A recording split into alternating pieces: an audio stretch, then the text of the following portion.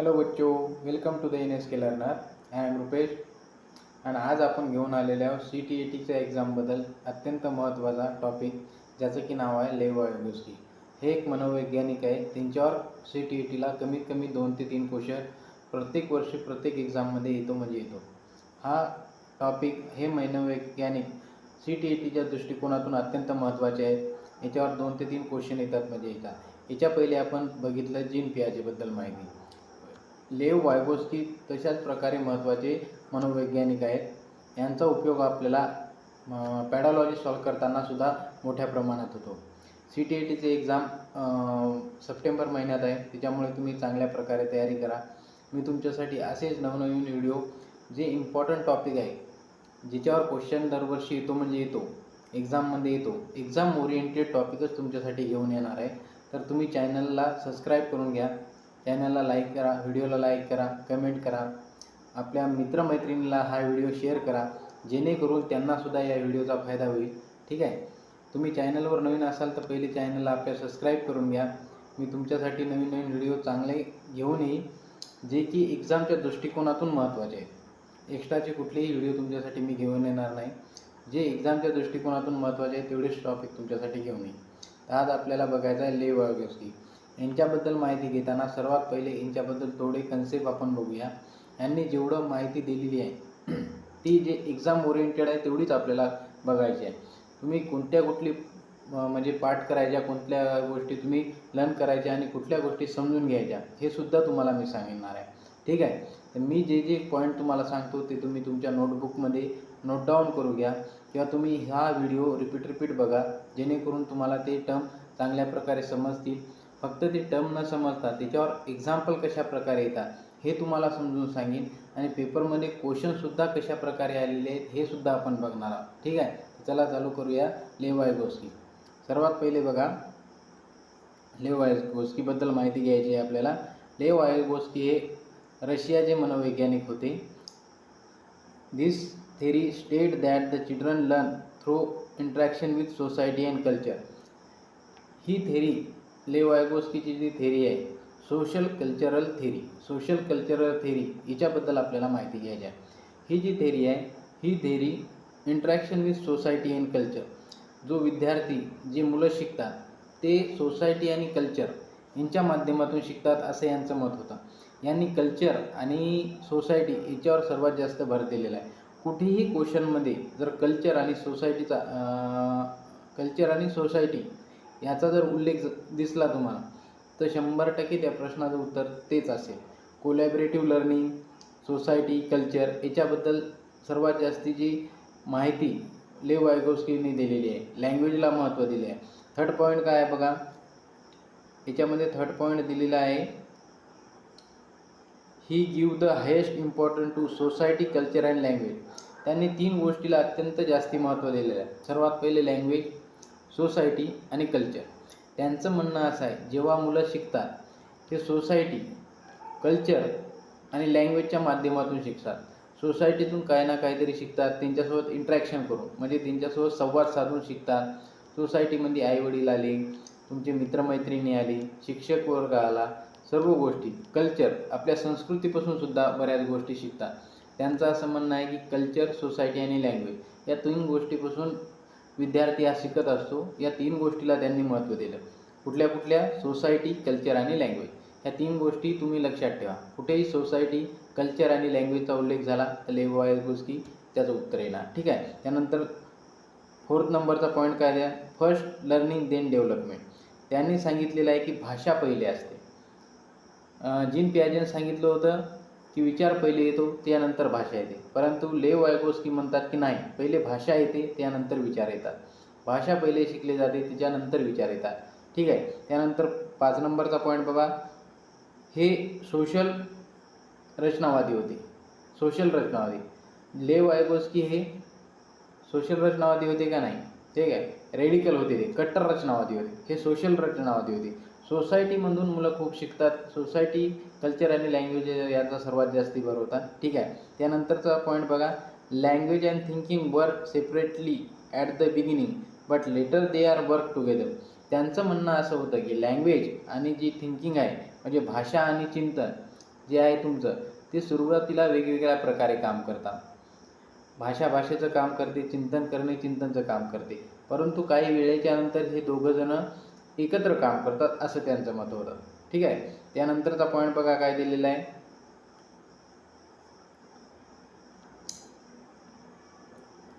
Language make cognitive development importance and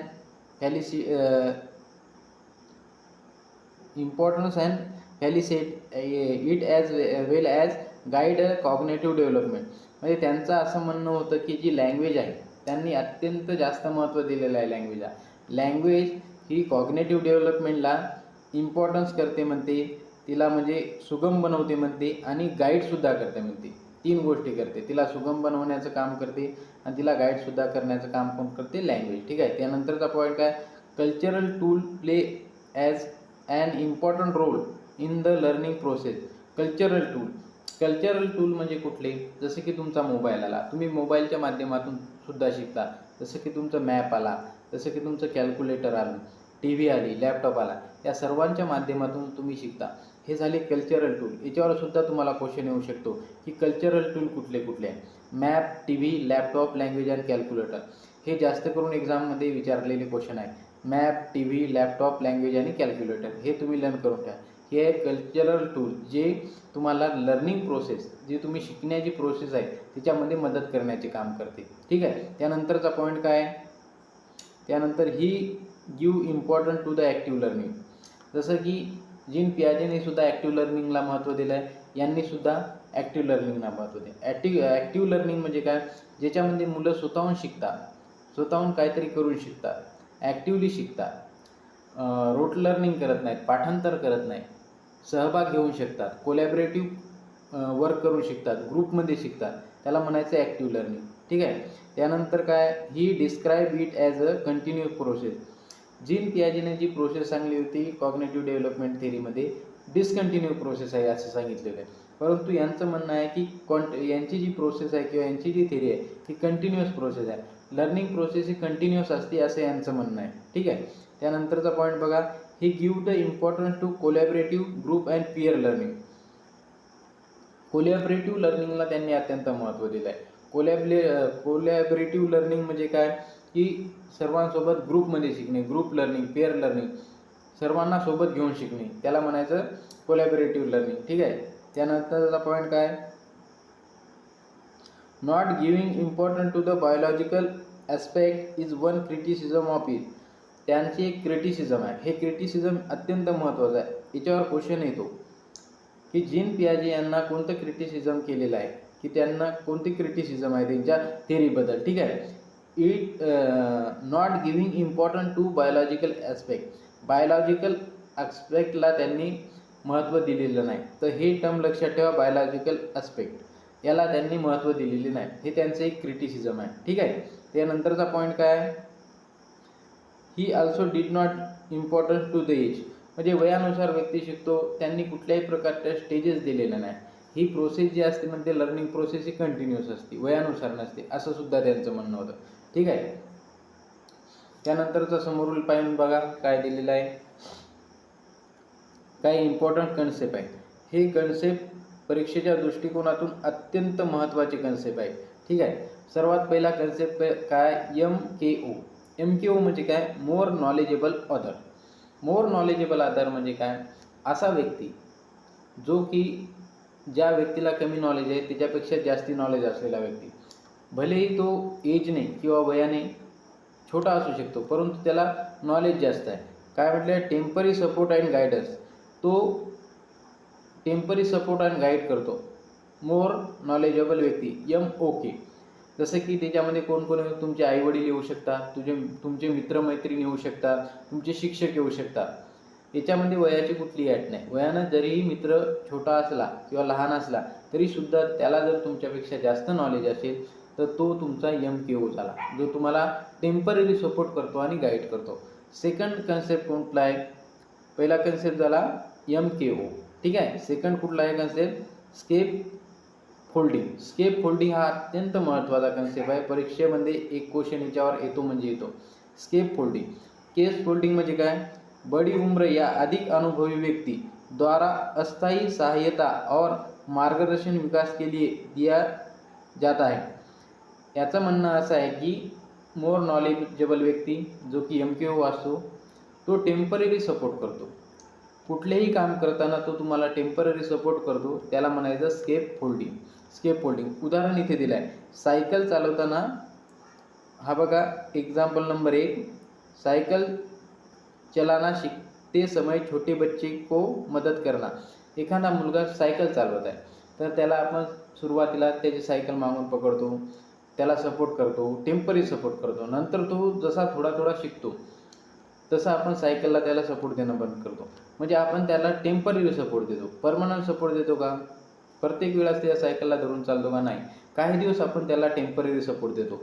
त्याच्यानंतर तो शिकतो. शिकल्याच्या नंतर त्याला टेम्पररी सपोर्टची गरज नसते. तर टेम्पररी सपोर्ट देणे त्याला म्हणायचं स्केप फोल्डिंग. ठीक आहे. नेक्स्ट उदाहरण आहे स्विमिंग करताना त्याला टेम्पररी सपोर्ट, हे प्रश्न सोडवताना क्लासमध्ये टेम्पररी सपोर्ट देणे म्हणजे स्केप फोल्डिंग. सरळ भाषेत लक्षात ठेवायचं झाल्यास स्केप फोल्डिंग म्हणजे कुठल्याही व्यक्तीला काम करताना त्याला टेम्पररी सपोर्ट किंवा गाईड करणे, त्याला म्हणायचं स्केप फोल्डिंग. याच्यावर क्वेश्चन येतो म्हणजे येतो. जर कुठलेही काम करताना विद्यार्थ्याला कुणालाही जर टेम्पररी सपोर्ट दिला जात असेल तर त्याला म्हणायचं स्केप फोल्डिंग. ठीक आहे. थर्ड कन्सेप्ट कुठला आहे? ZPW, zone of proximal development. Zone of proximal development काय असतो? रियल एंड पोटेंशियल डिफरेंस के बीच का जो अंतर होता है उसे ZPD कहते हैं. आता हे तुम्हाला समजून सांगायचं झाल्यास रियल डेव्हलपमेंट म्हणजे काय? उदाहरणार्थ सांगायचं झाल्यास तुम्ही CTETची एक्झाम देत आहे. CTETच्या एक्झाममध्ये तुमचं एक गोल आहे की तुम्ही 82 किंवा ओपनचे विद्यार्थी असतात, ओपन कॅटेगरीतले, तर 90 मार्क तुम्हाला पासिंगला लागतात. ठीक आहे. तर तुमचं रिअल गोल काय? रिअल डेव्हलपमेंट की तुम्ही 90 मार्क घ्या. ठीक आहे. पण तुमची जी पोटेन्शियल आहे ती आहे 110 मार्काची किंवा 120 मार्काची किंवा 130 मार्काची. आपण पकडूया तुमची पोटेन्शियल आहे 130 मार्काची. ठीक आहे. तुमची रिअल डेव्हलपमेंट काय आहे? 90 आणि पोटेन्शियल किती आहे तुमचे? 130 मार्क घ्यायची. हे करताना तुम्हाला गाईड लागते, तुम्हाला स्केप फोल्डिंग लागते, टेम्पररी सपोर्ट लागते. जसं की मी तुम्हाला एक टेम्पररी सपोर्ट करायचं, स्केप फोल्डिंगचं काम करत आहोत, तुम्हाला गाईड करत आहोत, टेम्पररी सपोर्ट देत आहोत. माझा व्हिडिओ बघून जर तुम्हाला मार्क पडले, तुम्हाला टेम्पररी सपोर्ट झाला. टेम्पररी सपोर्टच्या मदतीने जर तुमचे मार्क वाढत असतील आणि तुम्ही जर पोटेन्शियल जे आहे त्याच्या जवळपास गेले की तुम्हाला 120 मार्क आले, तुमचं रिअल डेव्हलपमेंट किती होतं? 90 मार्काचं. तुम्हाला आले किती? 120 मार्क. आणि तुमचं पोटेन्शियल किती होतं? 130 मार्काचं. ठीक आहे. 130 आणि 90 मार्काच्या मधात तुम्हाला आले 120 मार्क. 120 मार्क येणे म्हणजे तुम्हाला आले ZPD झालं तुमचं. काय झालं? Zone of proximal development. म्हणजे रिअल आणि पोटेन्शियल डेव्हलपमेंटच्या मधातील अंतर त्याला म्हणायचं ZPD. ठीक आहे. Zone of proximal development. ठीक आहे. त्याच्यानंतर बघूया काय टाईप ऑफ स्पीचेस.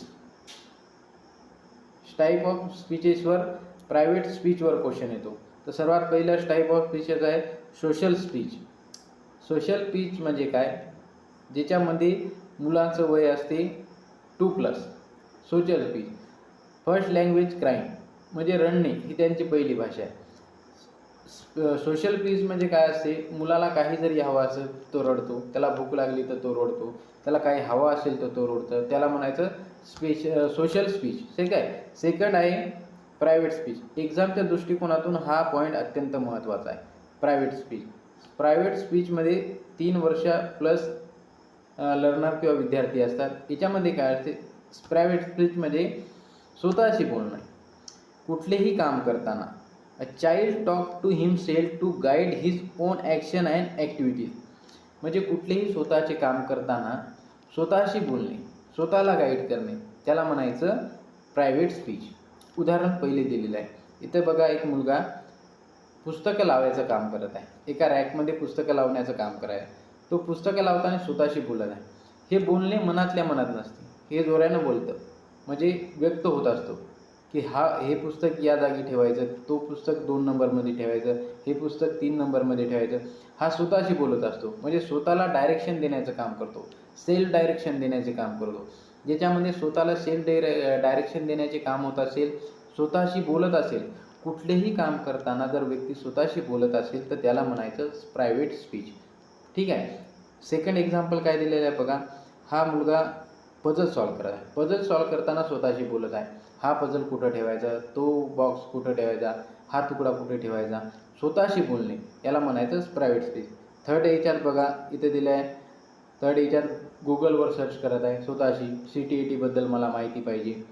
म्हणजे कुठलेही काम करताना व्यक्ती जर स्वतःशी बोलत असेल तर त्याला म्हणायचं प्रायव्हेट स्पीच. याच्यावर तुम्हाला क्वेश्चन येतात, याच्यावर तुम्हाला एक्झाम्पल दिले जातात.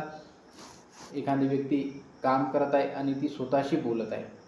स्वतःशी बोलत आहे, ती मनातल्या मनात नाही व्यक्त होत आहे. जसं की मी आता काम करत आहोत तुम्हाला शिकवण्याचं आणि मी स्वतःशी बोलत आहोत की मला अशा प्रकारे शिकवायचे, हे पॉईंट विद्यार्थ्यांना सांगायचे आहे, हे पॉईंट एक्झामच्या दृष्टीने महत्त्वाचे आहे. म्हणजे मीच प्रायव्हेट स्पीच देत आहे. ठीक आहे. तिसरा आहे silent inner speech. Silent inner स्पीचचं वय आहे 7+ इयरचे मुलं, जे की मनातल्या मनात राग व्यक्त करतात, खुशी व्यक्त करतात, त्याला म्हणायचं सायलेंट स्पीच. एक्झामच्या दृष्टिकोनातून सेकंड पॉईंट हा अत्यंत महत्त्वाचा आहे, प्रायव्हेट स्पीच. याच्यावर तुम्हाला एक्झाम्पल दिले जातात. ते एक्झाम्पल दिल्याच्या नंतर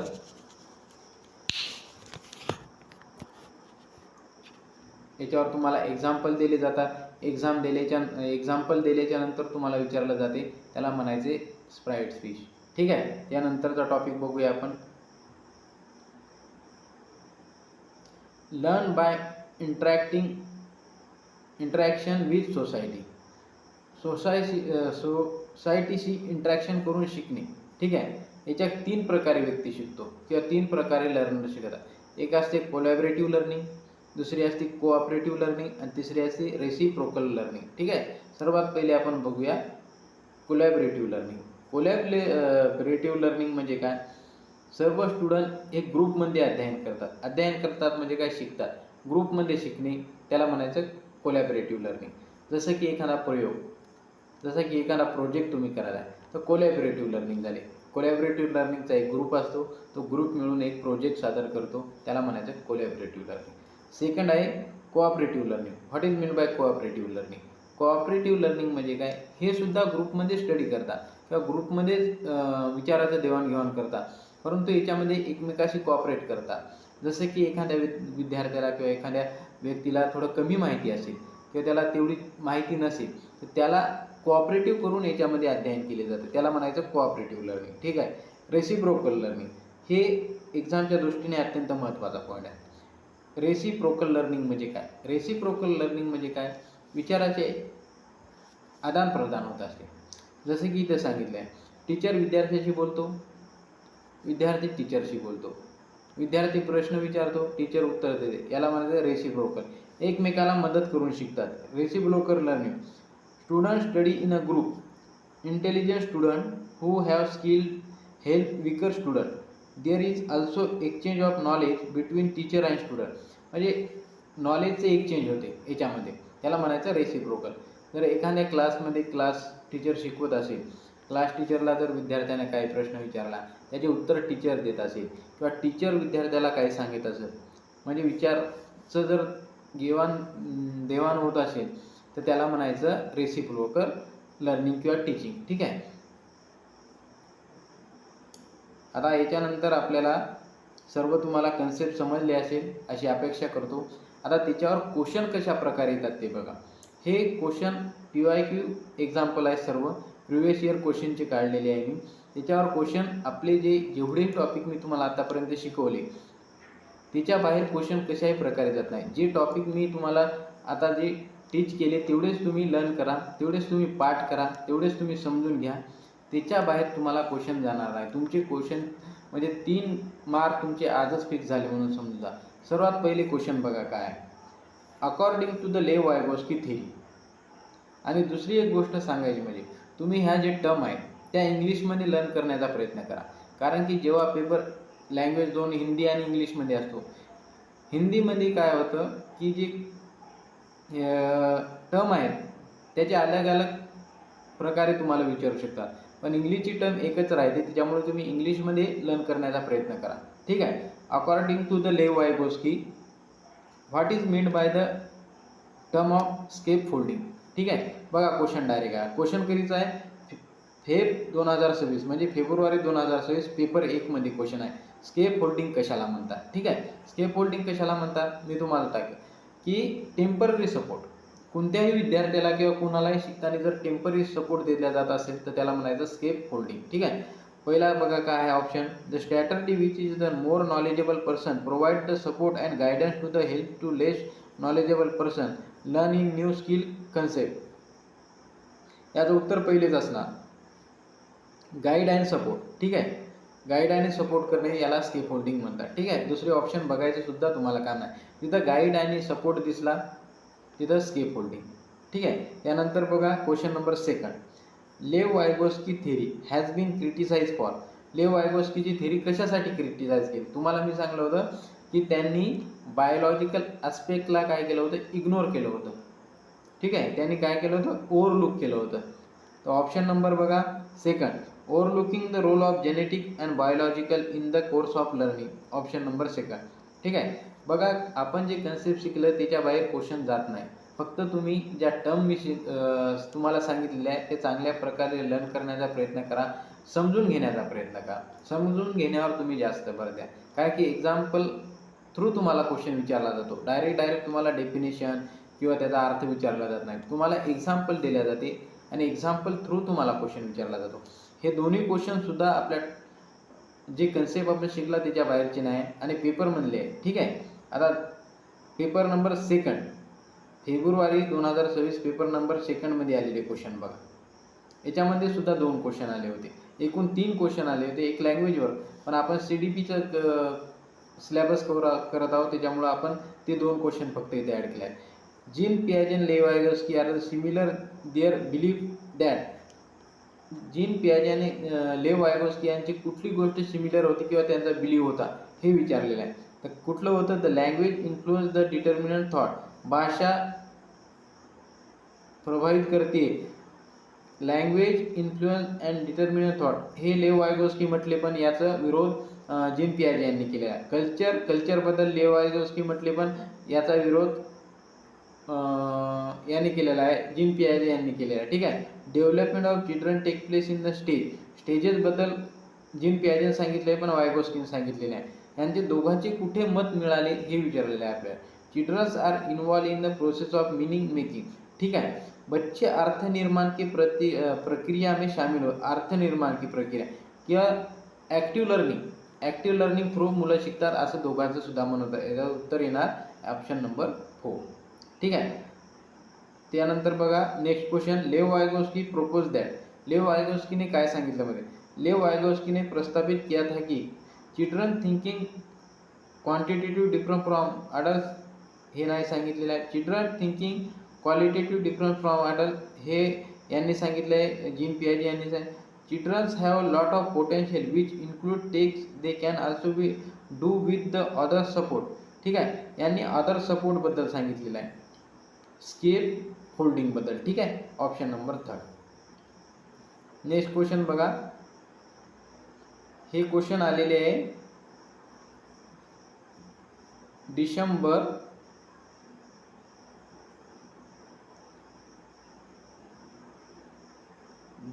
2024 पेपर फर्स्ट. याच्यामध्ये क्वेश्चन आलेले आहे. According to the Vygotsky children speak to themselves. स्वतःशी जर मुले बोलत असतील तर ते काय करत आहे? स्वतःशी प्रायव्हेट स्पीचमध्ये मुलं काय करतात? स्वतःला डायरेक्शन देतात, स्वतःला मार्गदर्शन करतात ते काम करण्यासाठी. ठीक आहे. ते aid thought and for self regulation. याचा आन्सर पहिलेच होणार, सेल्फ रेग्युलेशन करतात. ठीक आहे. दुसरे तुम्हाला ऑप्शन वाचायची सुद्धा गरज नाही. ते स्वतःला रिपोर्स नाही. दे आर द इगोसेंट्रिक सुद्धा नाही. Because their thought is illogical हे सुद्धा नाही. ठीक आहे. सेकंड क्वेश्चन बघा. According to the Vygotsky theory of learning and development which of the following is a example of scaffolding. बघा डबल डिसेंबर 2024ला सुद्धा प्रश्न आला आणि 2026ला सुद्धा प्रश्न आला. स्केप होल्डिंग कशाला म्हणतात? Breaking the task down in a smaller step and providing the support as needed. ठीक आहे. सपोर्ट एक टर्म जरी तुम्ही लक्षात ठेवला, स्केप होल्डिंग म्हणजे सपोर्ट, टेम्पररी सपोर्ट किंवा गाईड, तरी तुमचं उत्तर निघून जाईल. मोटिवेशन नाही. Providing student with reading assessment नाही. डेमॉन्स्ट्रेशन नाही. ठीक आहे. नेक्स्ट क्वेश्चन बघा. हे सुद्धा क्वेश्चन आले आहे डिसेंबर पेपर 2 मध्ये. While proposing the relationship between language and thinking process, Lev Vygotsky conceptual language as a independent domain which is not related to the cognition. हे सुद्धा नाही. कल्चरल इगोसेंट्रिक कल्चरल बद्दल.